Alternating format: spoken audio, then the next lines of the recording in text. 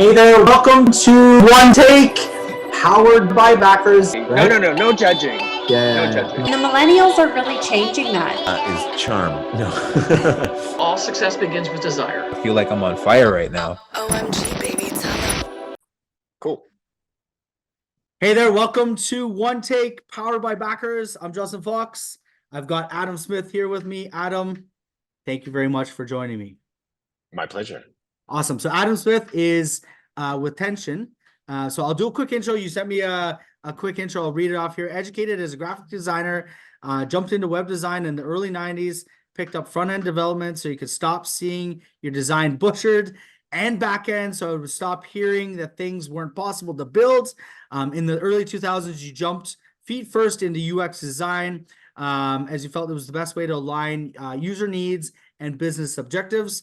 You started your first company in 95, which kept you busy for 18 years.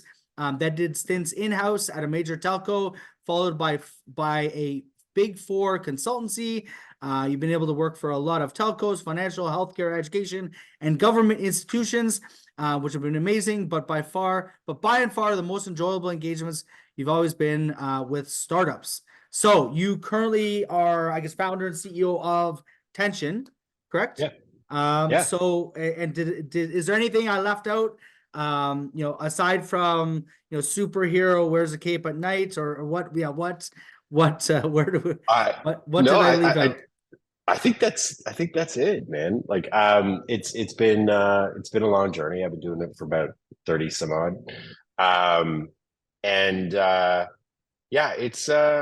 It's my passion. Like it's what I love to do. Awesome. And so just for those watching, so you and I connected at Collision last year. So about a year ago, headed off pretty quickly. So ironically, we are very similar in age, grew up like arguably blocks away from each other. And so kind of, I believe there was some, I forget exactly now, but there was maybe some people that we knew of each other and sort of areas that we had. So basically same stomping grounds. I won't get into too many details where that is and what that is and what years those were, but do your own research if you feel like you want to know any of that information. But needless to say, very similar upbringing as far as sort of the earliest, up until sort of high school days. Tell us a little bit about, like, let's delve into Adam prior to sort of your career. Like, where did you go to university? Where did you go to school? Not so much high school, but like, tell us a little bit about the background of Adam. Yeah. So, back in the 90s, I went to school at George Brown for graphic design. At the time, it was one of the better programs out there. And really focused on the fundamentals. Like, I think we spent more time like hand drawing anything. Like if I did something on a computer, like I lost marks. Right. Okay. Like, I don't know if anyone knows what gouache is, but it's anyone who's used gouache, it's a type of paint that you use, or ink essentially. And it's annoying, because you have to get it absolutely perfect in terms of the texture. And it's not fun, but,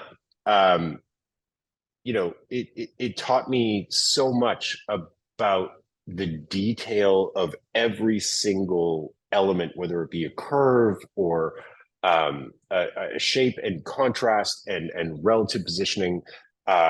It was like old school design. And I'm so grateful to have been able to go through that, Right. Today everything that we do obviously is all on computers, but everything I do still starts with pencil and paper. Everything. And so that's interesting. I will reveal, so we're what's called Zennials. I don't know if you've ever sort of looked into it, sort of like this mix between Gen X and Millennial. So it's sort of like this X Zennial kind of thing.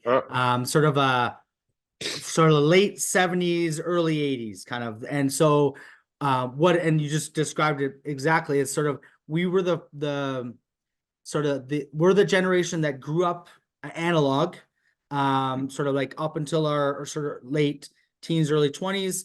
And then now, and then we're the first kind of to adopt digital, right? So, Yep. I mean, I was in university, got my first email, in the late 90s, early 2000s, right? And sort of, everything was kind of like, I'd never used, I'd used a computer, don't get me wrong, but like online, the internet didn't exist, right? It kind of came out right in around our late teens, early 20s kind of thing, right? So we're called a zennial. It's like a very, a 6-year sort of pocket. I mean, obviously people know more about it, but it's sort of that late 70s, early 80s born kids. So yeah, very much like you said, you very much like to do the pen and paper, like to, back to, I mean, you've got the I should show you our wall. We've got at home here. You're at the office. We've got the giant whiteboard, just like it's like a sticky across the whole wall, and so the kids can write. We've got like to-do lists and stuff like that for the kids. But yeah, so I see you've got the giant whiteboard with everything on there. Why don't you tell us a little bit about Tension then? We'll sort of fast forward, X number of years. You can do the math. Whoever just realized we were born in the 70s, late 70s. Fast forward the 20 odd years, close to 30 years from that point, when you were starting out your career to now, with Tension. You're on, I think, happy 4th anniversary, just maybe a week or so ago, give or take, right?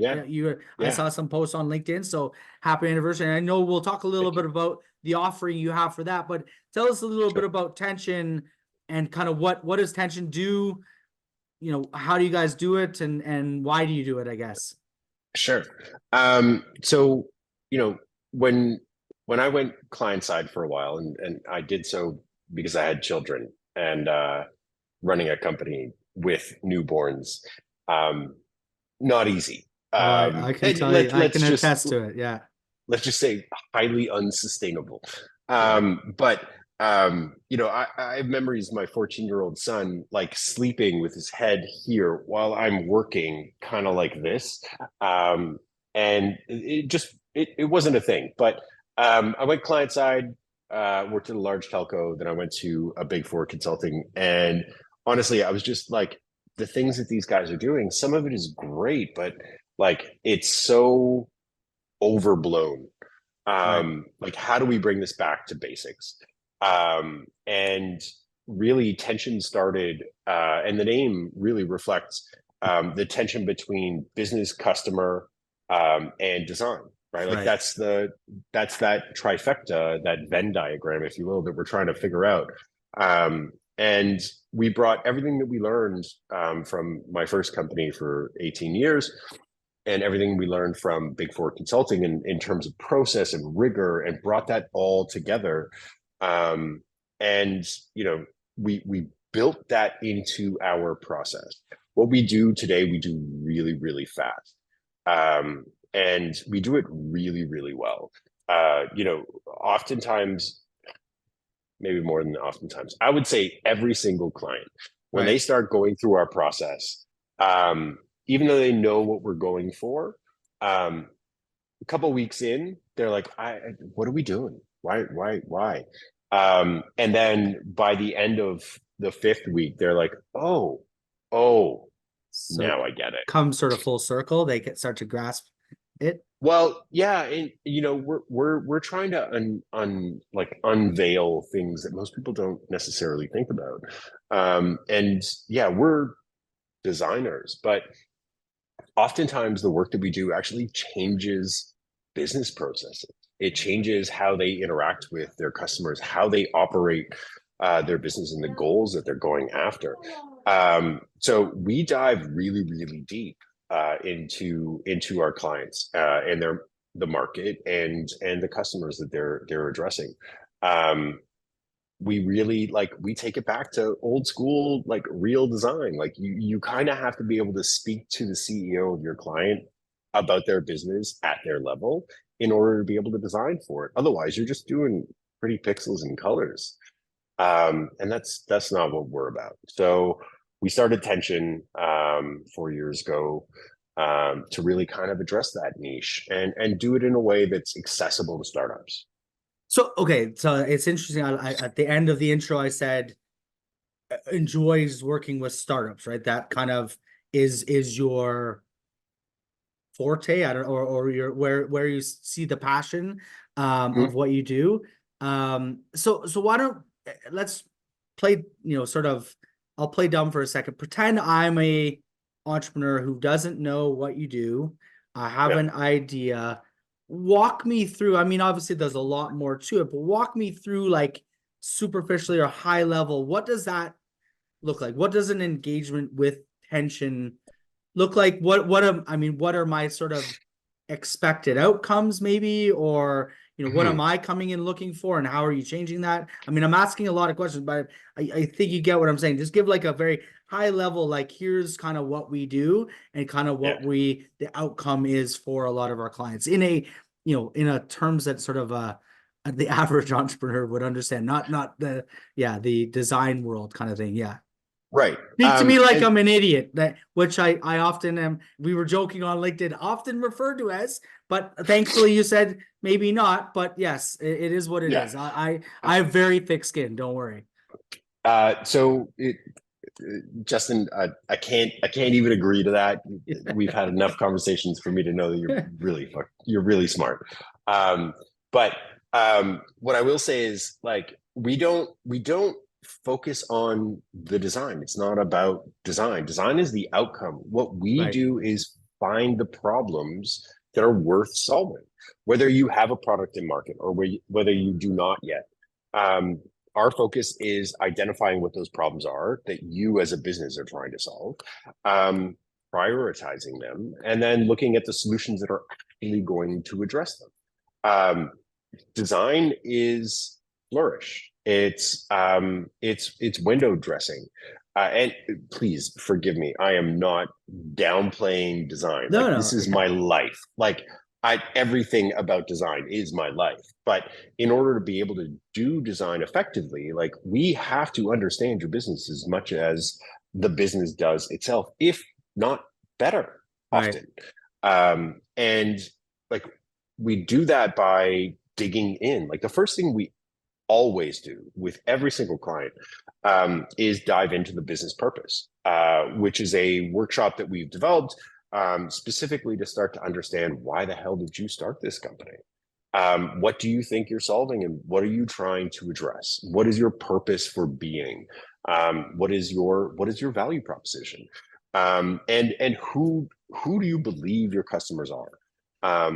Depending on where a company is or a startup is in their process, they may have this perception of their target audience or their customers or their market. But as they shift and change, oftentimes their market also shifts. That evolves or changes, for sure. Exactly. So what we do is, simultaneously, while working with a startup, we'll actually speak directly to their either existing customers or target customers, and hear from the horse's mouth what they're looking for. And there's often dissonance between that. And what we're able to do is find that bridge between what customers actually need, their customers, and what our clients are really trying to solve, and find a way that we can satisfy both. And that in its essence, to me, that's what design is. When we think about design, we think about wireframes, we think about prototypes, we think about colors and pixels and fonts and so on and so forth. Design is not that. That's just the output. Design is finding what works. And that's really what we do. Once we've done that business purpose thing, we go through what we call archetypes. We don't go too deep into, like, personas and so on and so forth. We look at roles and variations of that. We look at a customer journey in terms of how they exist today without the product or with the product in place. And then through that process, we start to identify, like, oh, here are your challenges. Here are your landmines that we can address. Through that, we prioritize a list of problems we're solving. And forgive me, I'm kids gave me something, but I think the whole world's going through it. I got a bit of a stuffed nose as well myself for the past week or so. And then we look at, like, how do we address those problems? And from that, we go straight into what we call the war room, which is a very, very unique tension kind of workshop where we take everything we've heard and we do hand sketches of a potential conceptual experience, and we draw it out like hand drawn, pencil on paper, and we like map it together and present it with our clients, tear it to shreds. We do it in 3 stages. Because the wonderful thing about like hand drawings is you can throw them out. The moment you start to commit something to pixel and save it to a computer, it becomes a real thing, but it's not with pencil. So our process really begins with, we're probably wrong, and that's okay. Right. And we test it out, and we put it in front of our clients, we put it in front of customers. And then once we start to get feedback and understanding more about the intricacies, because you really can't understand an experience until you see some permutation of it, right? And with pencil sketches, like you could do that in a couple of days. And everyone understands that a hand sketch is a hand sketch. It's not like, oh, that's what our product's going to finally look like.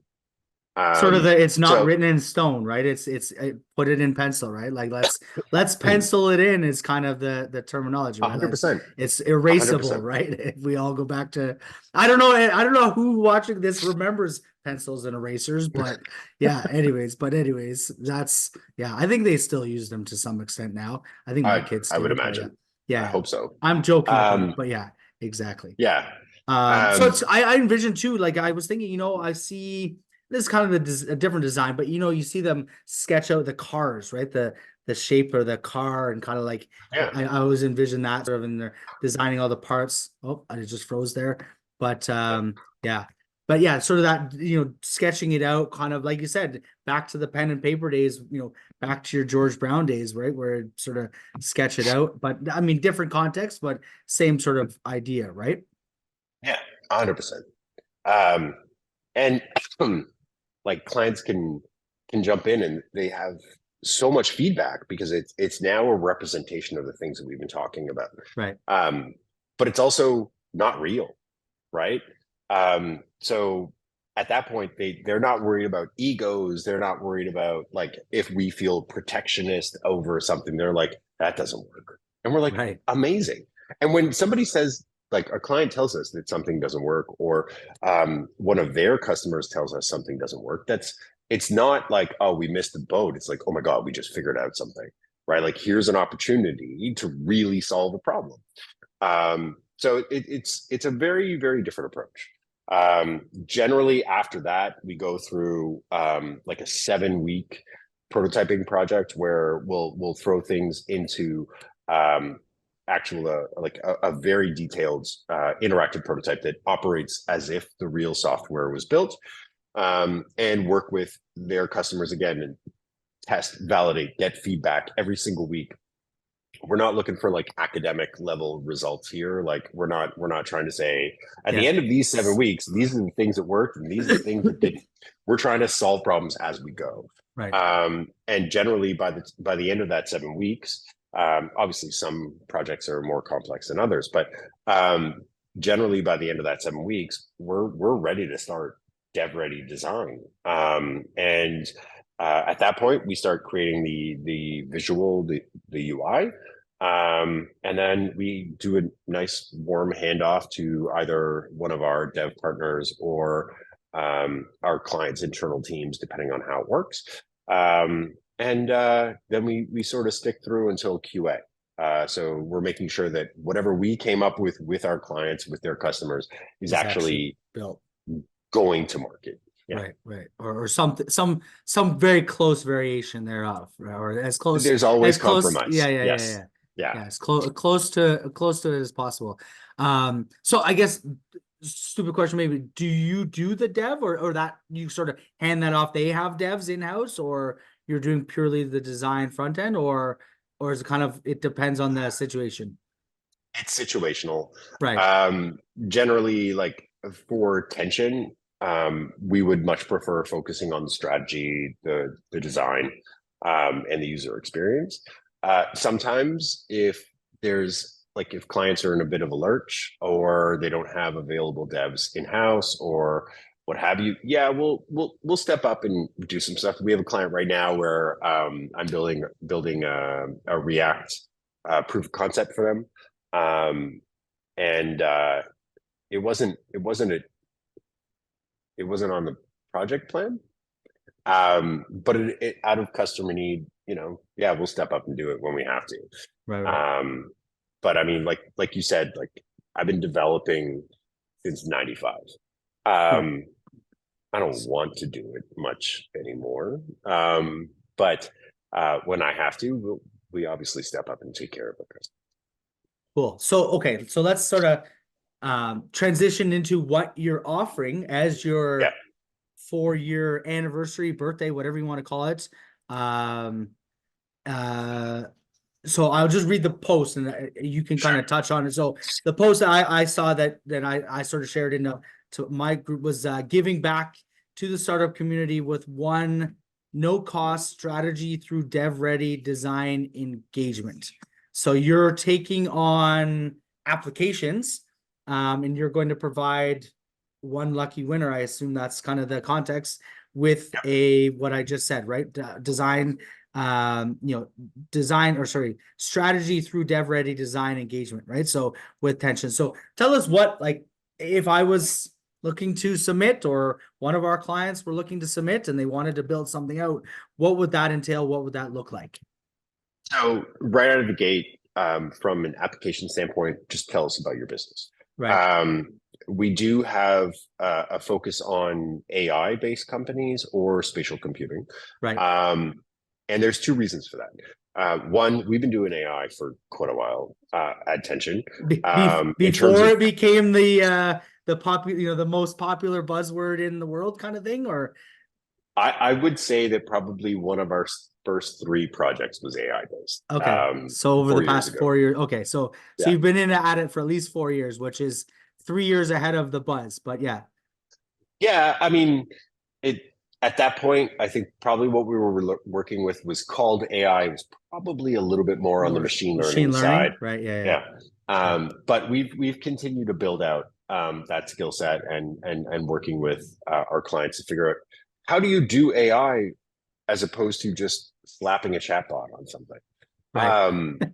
And where does it make sense, and where can it take work away from your users as opposed to like being in your face and like users having to engage with it. So the AI thing, that's not going to go away at all.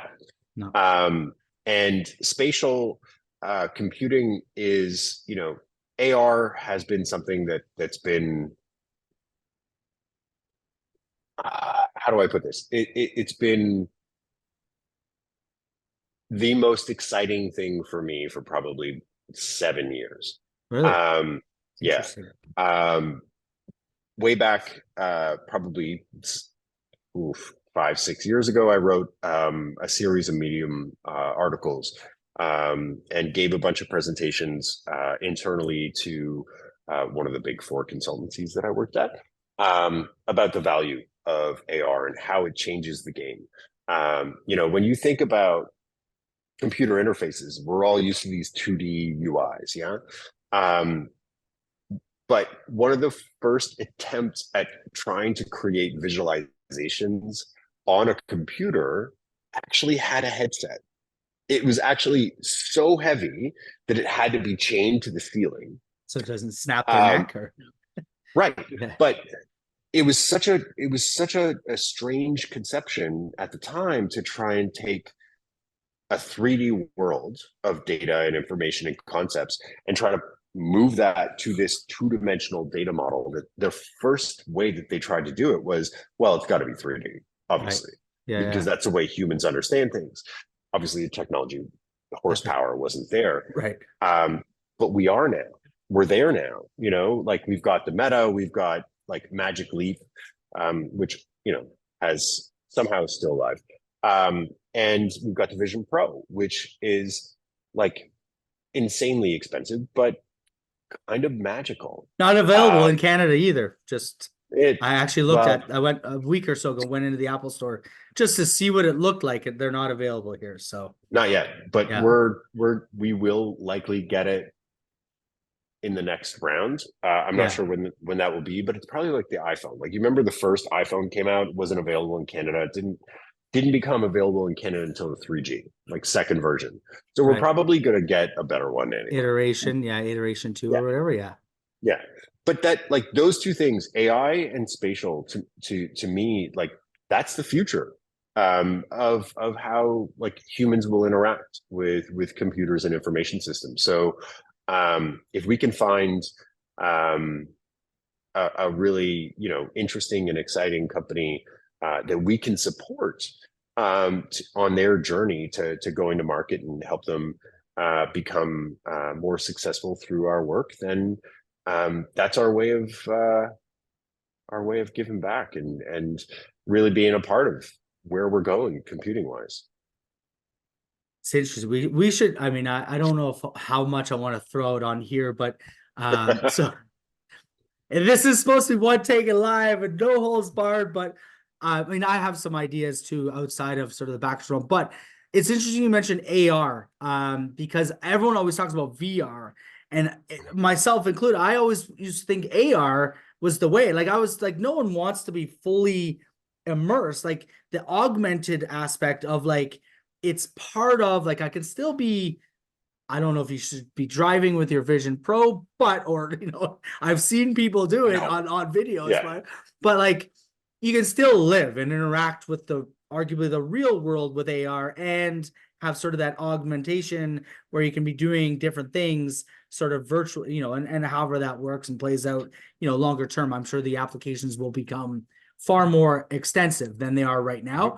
But I always thought AR was the real solution, not VR. And so it's interesting to hear you say that. And AI, obviously, everything's going to be on every LLM, whether it's your own individual based on your data or just, sort of the broader sphere of data. Like, it's how you train those, right? Will be interesting how that kind of plays in, right? Because a lot of people have their own, whether it's specific data to their company or to their niche. And so you want to kind of train it on that, or you can use any of the larger data sets that essentially, I heard a stat, and this was even, I think, 3 or 4 months ago, where it was like the information is doubling every period of time. It used to be, every 7 years, then it was, yearly. And now it's, at that point, a couple months ago, it was like monthly. Now I might even be weekly at this point. Like the knowledge and the information, human knowledge basically is doubling at such a rapid pace. So the data, like the amount of data that's available is, exponential, right? And so you can train all these LLMs on large language models on pretty much any type of data set, right? So do you guys get into the actual, let's say, if you're doing the AI, would you get into modeling and some of that sort of and design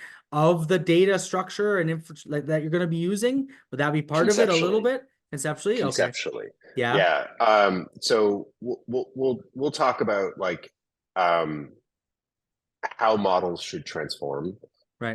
How data should be transformed, and the way that it should be sort of not necessarily managed but perceived.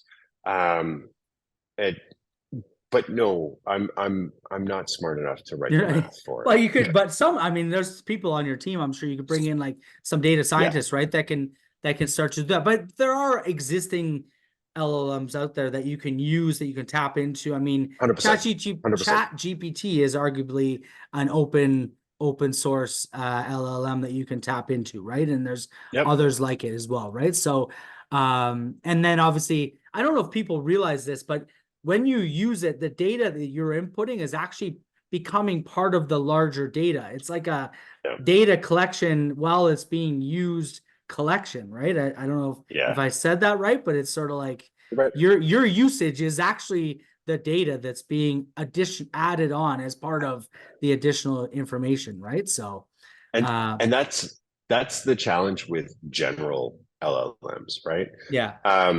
Because they become essentially like an echo chamber, right? Because you're reacting, right? Like, you're asking a question, it's giving you feedback, and you're sort of asking for more based on what you're validating it. Exactly. And to your point, like that you made a couple minutes ago, which I think more people need to be talking about. It's about LLM, my personal one, Yeah. that's talking to, let's say, the company's LLM that I'm dealing with at the moment, and let them work it out. But this one needs to know me, and that one needs to know them. And Right. at that point, when you start talking about how do you say this?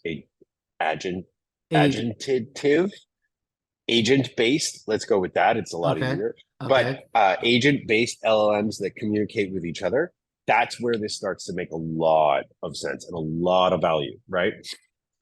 Like if my LLM knows my email communications, my phone conversations, my the apps that I use, the data that I put in, the information I put on social media, so on and so forth, that knows me, right? Like my phone, I'm sure everyone's read that Apple's potentially putting like AI directly into the operating system with a on phone, on device LLM. That thing will know me better than my wife, I'll be honest, right?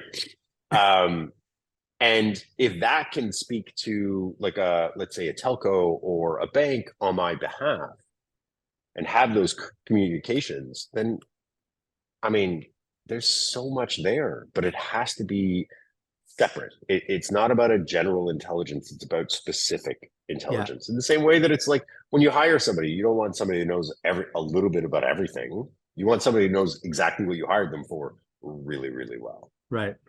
And that's sort of that sort of ability for it to be custom to you and specific to you. And then it sort of allows for this now interaction with the general, right? And that, so that's kind of interesting. So you almost have like your own AI, your own personal AI that's, I haven't even really thought about that around just me as an individual. I was thinking more of it as around, let's say, a business. So the business has its own AI with its own data sets that it's feeding in, that it can use. And obviously, if you get even more granular into individuals, right? That's kind of an interesting concept there, where each person has their own, and then the AI interacts based on your likes and dislikes, and it can make a decision how it thinks you would have made that decision before you even have to make the decision. You're like, oh shit, that's a good decision. Or bad decision. It'll even do it with your sense of humor. Right. Or with your because it knows all your text messages, and for me, it'll know how sarcastic and dry. I was gonna say that'll be interesting to me. I don't know if it'll understand, but hopefully it does eventually, right? I think So okay, let's go. So everyone submit an application. How? I guess on your Adam RT Smith is how they can find you on LinkedIn, right? Or Tension. Yep. What's the domain? What's your website for Tension? It's wearetension.com. So WEARE tension.com. Okay. Or Tension is on LinkedIn as well there, right? Yeah. As well. Yeah. Yeah. Perfect. Any other socials like TikTok, Twitter, Facebook, Insta? Insta, yes, under Adam RT Smith. Okay, for you personally, but no Tension there then? Not really, no. No, not so much so. Yeah. But I mean, the promo's there as well. And I mean, the easiest way is to find myself or Tension on LinkedIn, and the links pretty much everywhere. So yeah, that's pretty much it. We've got some really, really exciting startups that have already applied. Submitted stuff. Perfect. It's going to be hard to choose. Like it's really, and to be honest, we're open. Like the applications are open till April 5th. Okay. And I would love for it to be even harder to choose, to be honest. Cool. That, not to throw another one in the ring, but before I started Backers, one of the ideas I had was a concept called Water. It was around this concept of live streaming was kind of when I was looking at it pre-Backers, sort of 2016, 17, 18. I've done iterations of it, but I think what it can be is sort of a combination of mesh network technology, communication devices. I didn't think of the AR, but if you threw AR into there, where you've got your device, it's got mesh network, so you don't necessarily need internet on your Yep. phone. It's now using sort of mesh network technology, which at the time wasn't quite up to snuff. Yep. This is like 5, 6 years, 7 years ago when I was starting to look into it, using kind of blockchain backend and kind of payments and rewards and that kind of like everything's kind of interoperable. Putting content, you get rewarded. Viewing content, you get rewarded. It can be a communication device, so it's kind of like this, like water. And then I mean, the AR part could be pretty interesting. The AI part, I haven't really thought about it, but it was more the blockchain communication mesh network technology. But I love it. That's my And next. That's my next thing. But yeah, that's a brilliant name too, Justin. water. Like, Yeah, to call it water, like, yeah. oof. I own, well, because like initially it was streaming, and I own the domain water.xyz. So like it would be sort of like WXYZ, sort of the final step in communication, or I don't know. That was kind of like whatever. That was sort of taglines that we played around with 5 years It's a ago. little meta, buddy. Yeah, yeah. A little meta. Whatever. Anyways, let's go the other way. Obviously, we've connected, on offline in real life, in person, sort of later in life. We maybe ran into each other in our younger days, but I who knows. So just let's the people watching, those that don't know Adam, don't know you from Adam, as they would say. You've never heard that, I'm sure. What do you do to relieve tension outside of tension? Oh Christ! Don't get too detailed. I don't. That actually was a bad question. That maybe opened up too much. No. Like, what do you do for fun? No. What do you do for fun? I guess. I mean, Honestly, you've got a wife and like, kids, right? You obviously, we've talked. My kids are. Yeah. My kids are everything. Yeah. I joke about how kids add a lot to my life, but my kids are like my happy place. My son's 14, my daughter's 7. They're very different children, but they're both just like wonderfully loving and giving kids. And I thank God for that every day. Yeah, that's what I do. I read whenever I can. But novel concept, right? Yeah. No pun intended, but yeah. None at all. Like right now, like honestly, and forever really, like I love what I do. Like me working, that is my time off. That's your happy place, right? Yeah. Yeah. Like solving that problem, finding that thing, and like knowing that someone is like, that's not solvable, and then working to solve that and being like, I got it. That is the greatest thing outside of my children and my wife. I love you guys if you're watching. There's no greater moment for me. Like this is what I do. This is what I love. And I'm lucky. I'm so lucky that I can do this as a living. So that's actually, so we'll bring it, that kind of brings back into sort of the journey as an entrepreneur. I mean, I would have the similar answer, right? I mean, my kids love them. They're actually on March break right now out here in BC. We're a couple weeks behind you, so they get 2 weeks. It's been last week and this week. We went down to March Madness, as I said before. Got some Gonzaga gear down in Spokane on the weekend, but kids and family. But as an entrepreneur, I enjoy work. That's why I joke I work 24/7. Like I don't mind at midnight, 2 a.m., 6 a.m., whatever it is, like sitting down in front of the laptop and diving into something, and like 2 hours later kind of like, oh, I guess I better look at get some food in me or do something. Right? Like it's kind of just and because you enjoy the passion, right? And problem solving, and it's kind of whatever you make of it. Especially if, depending on what you're doing as an entrepreneur, right? Or as a business. So it's cool that you have a passion around what you're doing. I was going to just ask, I don't know if you're close to the window. I know I saw, wasn't there like a view? Can you show us all the view of the train tracks there? There you go. Yeah. I'm actually right here. Right there. There you go.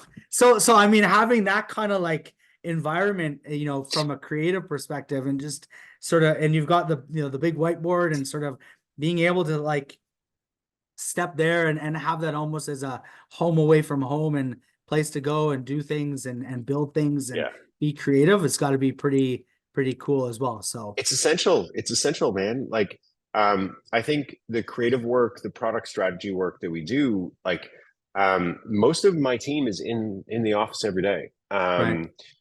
You know, it's not about having a meeting and having a conversation for 30 minutes or an hour. It's about, like, you run into a problem and you've got this like team of people that are like, what's your problem? Let's solve it. Let's go. Let's figure it out. Come Yeah, on, yeah. let's go. Yeah. And you know, that's what makes it work for us. You know, like I whether they're intermediate or very senior people on my team, like we're on this whiteboard all the time. We're chatting about how to solve problems. We're presenting our work to each other. I don't know how that works really, really well remotely. Like Right. it just doesn't.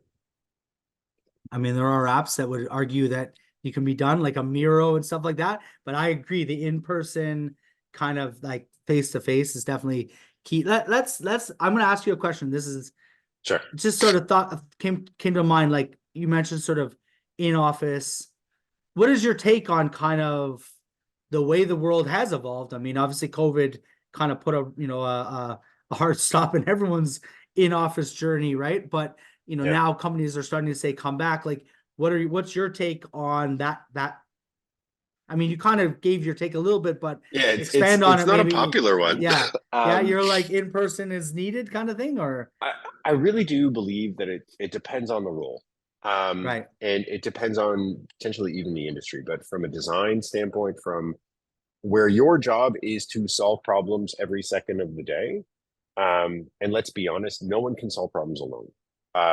Okay. I need my team around me, and you know, my team needs everybody else. Because something will come up just as an afterthought, and you can type it, but it's not the same as having that back and forth. There's an energy transfer between people when you're trying to solve a problem. And it can either go upwards like that, where you build each other up and get excited about something, or it's just it builds you down. And Right. I think those two things are really, really important. And playing off the energy of others is something that's really, really difficult remotely. Yeah, no, I agree.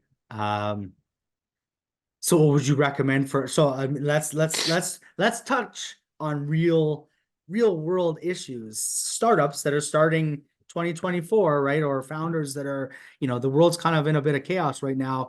So, people are getting laid off from their roles, and especially in the US and some of the larger organizations. What would you think if you, let's rephrase this, then I'll get away from just the specific around in office, out of office, kind of work from home types concept.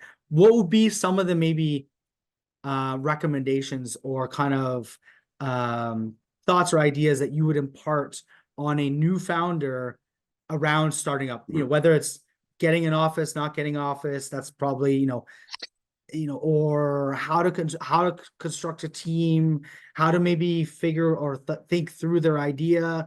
Like, what are maybe some pieces of advice? Maybe we'll Sure. phrase the question that way. I was gonna dive right into this work from home, not work from home, but I think let's open it up a little bit more into not so specific, and neither one of us are gonna be like, you said in 2024 no could work from home. But anyways, yeah. Yeah. And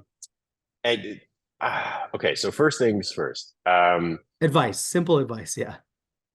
If you want to start a startup, regardless of what you're doing, you have to believe in it more than anything. Right. If you don't, like, Yeah. if you don't believe in it so much that anyone, even your closest friend, tells you that's a dumb idea, don't do that. You're going to lose your house, everything you have. And if you're not willing to say, yeah, I'm still going to do it, don't start a company. It's interesting. Number Yeah. one. Number two, it doesn't matter where you are.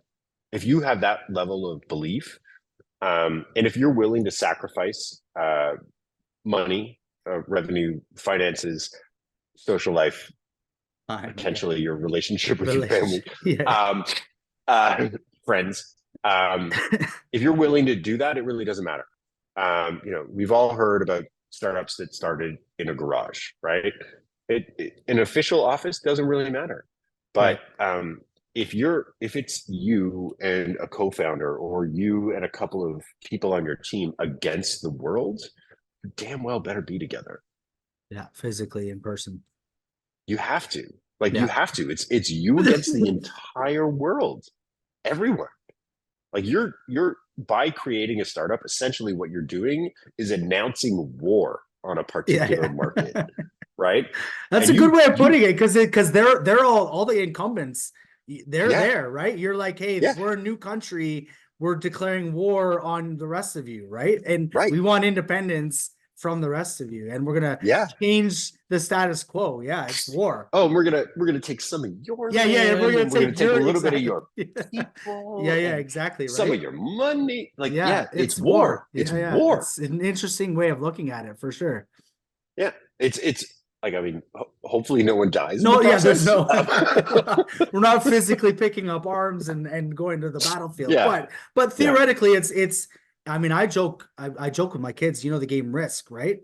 Have you ever Yep. played the game Risk? And even just Yeah. watching, like, and whoever's watching, this is not political, Ukraine, Russia, Israel, Palestine, whatever, like, to me, it's like there's somebody up there just playing a giant game of Risk, right? So as an entrepreneur, you're either arguably playing potentially a smaller version of that, where, like, you're this country, you've put your couple people there, and they've got this one with all the people here and all this, and you're trying to roll the dice, but yeah, to make it happen, right? So Yeah. it's interesting. Your other point was amazing too, as far as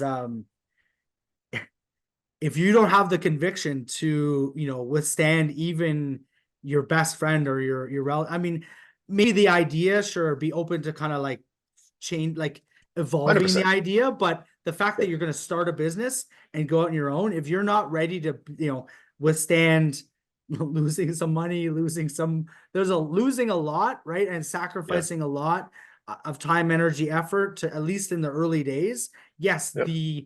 the output or the outcome long term, the journey, I always talk about the journey as being key, right? Enjoying that journey. And yes, monetarily and accolades and fun, all these things might never come, but longer, a lot further in the future, right? And a lot further than people think. It's not going to happen overnight, right? It's the whole overnight success that took 10 years kind of thing, right? Yeah, no, I don't know. What other thoughts do you have? That's actually two. So be high conviction, and it's war. What's the third one? What do you got? What do you got up, or third, fourth, fifth? I don't know. Contrary to most investors, focus on quality and value over growth. There are too many startups out there right now that are focused on growth that is unsustainable, at a speed and a pace that's unsustainable. Find the people that love what you're bringing to the table, nurture them, and grow at a reasonable and natural pace, where you're satisfying your customers, you're growing your base. Just because you get a ton of people on day one, or more likely like day 1,000 or whatever, something like that. Just because you're picking up your numbers in terms of customer acquisition or what have you, oftentimes that comes at the risk of customer loss. Your retention numbers go down, but nobody looks at that. Find a way to balance the two. And grow at a pace that is sustainable, and you can ensure that you have the right talent in place in order to satisfy your growth, right? Because asses in seats aren't going to do it. It's not going to do it. You're going to diminish your value. You're going to water down your value proposition. Grow at a reasonable pace. And the last piece of advice I would give is, if you're thinking about an MVP, make sure it's valuable, not viable. Minimal valuable product, not minimal viable. I can see where, that keyword, I mean, arguably the concept of viable was meant to be valuable, but I think that maybe gets lost in translation a little bit, right? That you want it to make When I think, make sense, Yeah. solve a problem as easily as possible, kind of thing. A yeah, real problem. it's been pushed down to a point where it's like it doesn't absolutely suck, right? That's what MVP means today, right? Right. Okay. When I think about viable, I think about, well, that baby isn't dead yet because the child is viable. Like the Right. unborn child, it's viable. It's just not dead. Right. And that's where we're at. And I think more people should try to build products that are Valuable. meaningful and Yeah, valuable yeah. to their market. It's like I mean I always think of the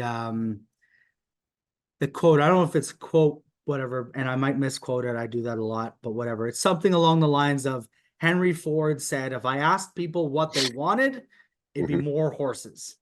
Right. And so Faster horses. Yeah, And it wasn't more. Henry Ford. I don't know who it was. Whatever. But the point is but- he built the car instead, which is completely different, and nobody knew that's what they wanted.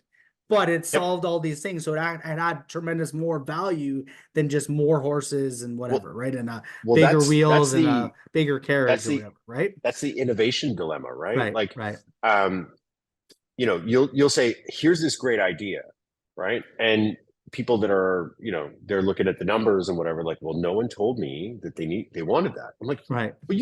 But they've never had it. How do they know? They don't know what they don't know, right? They don't know. Yeah, exactly. Yeah. So it's a tough one. So you have to really that's what prototyping and testing with customers really, really proves. When they see it in front of themselves, like on a screen, and they can play with it, they're like, holy shit, how did I live without this? Pardon my language. Yeah. No, it's but this is a rated R show anyways. It excellent. doesn't really have a rating, but yeah, don't worry. It's mature audiences only. Perfect. Yeah. But I mean, to that point though, like with backers, like just to kind of reiterate what we do, like with backers, people don't know that they can invest in early stage startups because they've never had the opportunity. Like the fact that the general public can, and to your other point, and I'll pump backers just because why not? The whole quantity, quality, typical VC investors want high growth. I need to get out. I need to exit. I need to show you've got 50,000 users so I can get you to the next, series A, B, C, and kind of get our investment pushed along. When in reality, the actual quality of the business, a little slower growth, building something meaningful and valuable that resonates with even a smaller set of the population, but at a much deeper level. And maybe you can get, I mean, from a financial perspective, maybe it is more valuable a longer run, but it takes longer to get there, right? And it provides tremendous more value to that, rather than masses, maybe this niche or whatever, right? I think those are keys that I was using the joke, especially when they bring in a lot of investors, VCs, they become a pawn in their own chess game because they can't really make the decision. Now it's just like growth. Let's get more butts in the seats, let's get more users on the whatever, right?